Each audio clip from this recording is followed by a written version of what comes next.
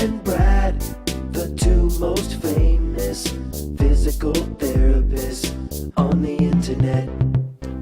Hi, I'm Bob Schrupp, physical therapist. Brad Heineck, physical therapist. Together we are the most famous physical therapists on the internet. In our opinion, of course, I'm so excited, Bob. Brad. Today we're going to talk about cervical spondylosis, and we're going to show you exercises and stretches for neck pain.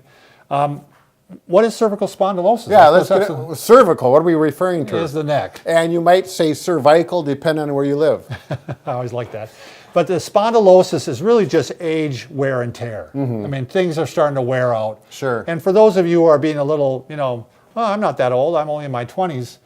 I learned very early on at a course I went to is that cervical deterioration starts beginning from about late teens to early 20s. Your neck begins to deteriorate that early. Well, that's the thing. I don't believe it either, but it's probably earlier than you think. That's why you're getting that crooking in your neck even at age 20. I can believe it if you're at your cell phone or your head like this Right. all the time. Poor posture. So with wear and tear, you're going to get the discs. We have the discs between the bones. They start to dehydrate and herniate. You get bone spurs. You get the ligaments are stiff. So the biggest thing you want to do is you want to start getting some motion with your neck. Exactly. I just had a 92-year-old, Brad, that came in, really spry young gentleman, that he could hardly move his neck at all. Sure. And he was having severe pain, 9 out of 10.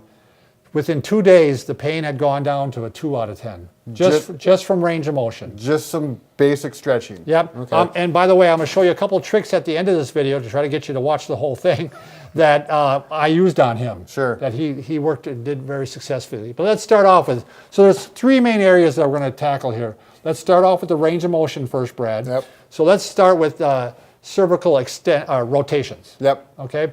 Good posture when you're doing these, Brad. That's right. So you're going to be up, shoulders back. And the other key is that you don't want to push into the pain too heavily. Exactly. Yeah, I mean, no sharp pain. Right. So like if I go this direction, ow, ow, ow, ow, ow, ow, just hit it and then go off of it. What do you mean hit it? Well, go to the end and then bump against it. Yeah, so you're just going to, when you start to feel it, that's enough. Right. And so let's say you can go more this way. Well, work this one more. Any motion you can get. Right. So, I mean, let's say you can go left, but you can't go right. Fine. Do a lot of lefts and just kind of bump into the right. Right, because a lot of times you'll find, that's going to do 10 of them this way, and then you go back to the right, and all of a sudden it's gotten a little bit better. Yeah, exactly. Just by motion, putting your motion that way. All those vertebrae are connected. Yeah, they're all connected.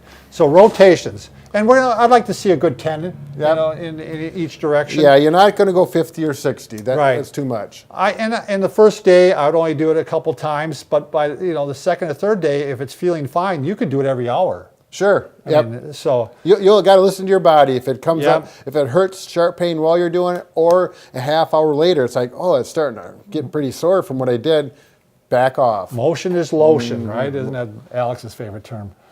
Have you ever heard that one? No. This is a family show. All right. I know. I always thought too. That doesn't sound good. All right. So we did rotations. Now let's do side bending. So you're going to place your ear to your shoulder. You're not going to go like this, bring the shoulder to the ear. So you're going to give a little stretch here. But that's a verbal key I use with my patients, Bob. I say, bring your right ear towards your right shoulder. Don't look at it, but just go this way. And usually they'll do this, and then I'll say shoulder down if they do height. And don't do this. Yeah. You're keeping your nose straight forward here. And since I got such a little nose, that's easy for me to do. All right. Then we're going to also do extension. Right. Brad, do you want to show that one from the side? You bet. I prefer the profile is what I call it. Very good posture. Yeah, so we're up in here. Well, everyone out there right now, we've got thousands of people, maybe millions, sitting up now. That's right. All right. So we're going to do a chin tuck first. I like the chin tuck just to get it in the right position. Right. Gets your head up. I don't want you to doing that. I don't want you to start from this position and go like this. Yeah. So you want to get it in the right position by kind of tucking your chin in a little bit and then go back. Yeah. And there are going to be people who are kind of stuck here, and they may not be able to get to this position, but do the best that you can. I'm supposed to look at the camera, they say. Do the best that you can. Some comments on the, okay, so I want to pay attention. And then chin tuck in, chin tuck in. If you want, and you're not having sharp pain and it feels kind of good, you can give a little overpressure, yeah. as long as it feels like a good, comfortable stretch. Okay, and then we're going to go to full extension. Full extension, yeah. Now, this is, I don't know how you do this, Bob, but what I like to do is I have my patients or myself lean back into the chair so you got good posture, relaxed, go into a neutral position here, and then just go back gently. If you do this and you get sharp pain, you're going too far. If you do this and you come back up and you get dizzy, stop. Right. Do not do this if There you are get people that symptoms. get dizzy. Right, it's not for you. I'm one of them, actually. But anyway. You're dizzy anyways. Yeah, I noticed that. Okay. But, also, if it sends pain anywhere else down the arm or anything like that, Exactly. you're not going to do right. that one. No ridiculous symptoms, we call them, are down. Sometimes I've had people where it's just down in the pinkies or the fingers. It's like, and they feel tingling in their fingers, but everything else is fine. That's still a problem. Right. Yeah. And, you know, the one thing we forgot to mention, Brad, is when you're doing the rotations and the side bending, you can actually do a little extra pressure if there's no pain. Right. In fact, that's what I'd like to see you doing. Again, good posture. So let's say you go this way. You know, I've been doing this. It's been going pretty good. Now I'm going to give a little extra stress. Sure. Yep. And you're going to show a technique on at the end how to do it, right? The trick at the end. But the same with side bending. You can do a little bit, and you can give a little extra, can't you, Brad? Yep. Little bit, fingertip. Very gentle. If you're one of those people, a little is good, a lot is a lot better. Stop that attitude. Fingertip, one fingertip is really all you need. Don't go cranking on it. I would not do overpressure on extension. Yep.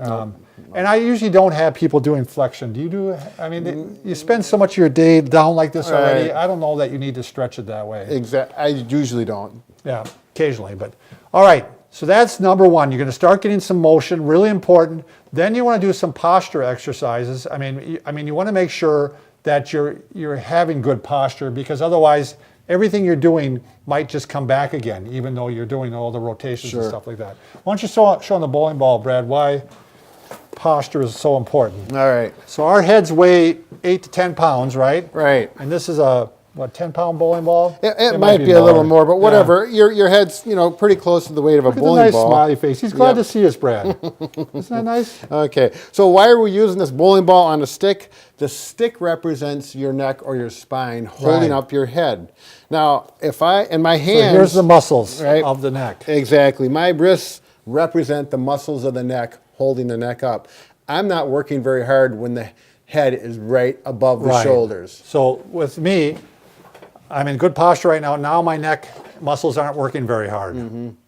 Okay? Now, go ahead and if you got poor posture at the computer and you're staring at that TV or the computer, now let's look at the bowling ball model. Bob, turn around. Oh, yeah. Okay. And the head goes forward.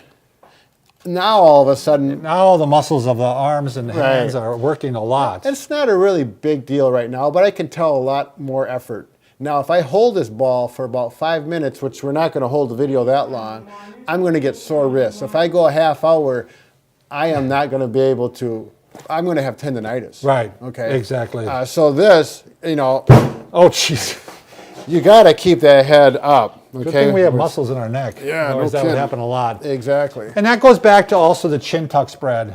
If that's why we're trying to show you that's an exercise to do, because it's something you can do throughout the day. If you're down like this, a reminder is to sit up and then do a couple of those chin tucks, where you're bringing your ears back and you're backing up your face, because that'll, is a reminder where to put your head and neck. Sure. Right in the right position. So much of it revolves around posture. This started about range of motion. Now we're in the posture, but the two relate so close, you really cannot separate them.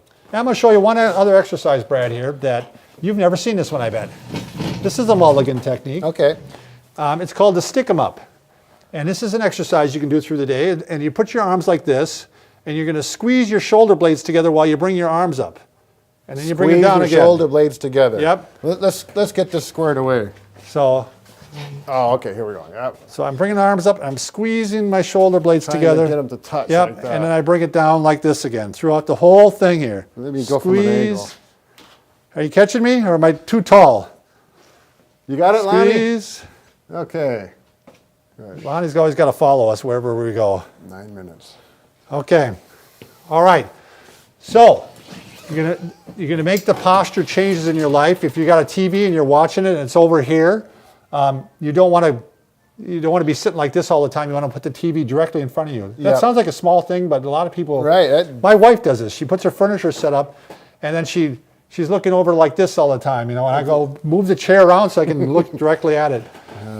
Computer screens, you want to make sure they're up high enough so you're not leaning down like this. Sit up tall, bring it up to head level, eye level. Pillows, when you're sleeping, we have a whole thing on that. I'll link it at the end. When you're on your back, a lot of times you want to prefer that you have one pillow, not two pillows, because you can see how that brings my head forward. Yep. But when you're on your side, you want to have two pillows because that keeps my neck in the middle here as opposed to down like this. Right. And we've got lots of videos on posture and things just like this in detail. Well, let's go to our trick, Brad. Yeah, the one you've been talking about all this time. All right. People are in suspense. So, what you're going to do is get a towel, and Mulligan calls this selfage. I don't know why. The edge on the towel. The edge of the towel. I like that. So you're going to bring it up like this, and you're going to kind of bring it up like this, and you're going to go underneath your ears. Yep. Lined up underneath your ears like this. Mm-hmm. And you're going to bring it out like this, and this is where it gets a little tricky. You're actually going to switch hands. I grab this one, and this one goes down, and now I can work on rotations here. It's just a great way this is what I had this 92-year-old. He was able to comprehend this. Sure. And he was really stuck this way, but with the towel, it was less pain and he could go further. So the other direction is very simple. Again, you start off this way, switch arms. Yep. And I'm keeping pressure the whole time while I'm turning. Try and keep the shoulder still. Yeah, keep still. the shoulder still. There you go. Do it properly with the shoulder. Yeah, you don't want to do that. Keep the shoulder back. Mm-hmm. Okay? You can also do extensions with this. Sure. You can go ahead and just go ahead and keep both hands together like this, and you can put pressure on and go back like this. Should feel comfortable. Yep. Should feel like a good stretch. You can try different levels. You can go a little bit lower on this one.